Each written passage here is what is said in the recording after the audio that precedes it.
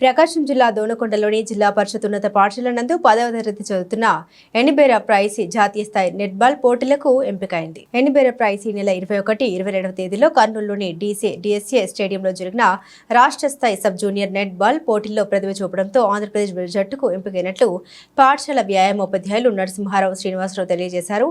ఈ సందర్భంగా వారు మాట్లాడారు. నేడు ఈ నెల 28 నుండి చెన్నైలో జరిగే జాతీయ స్థాయి పోటీలో పాల్గొంటున్నారు. ఈ సందర్భంగా ప్రధానోపాధ్యాయులు వివి రామంజనేయులు మరియు స్కూల్ సిబ్బంది ఎనిబేర ప్రైస్కి అభినందనలు తెలియజేయడం జరిగింది.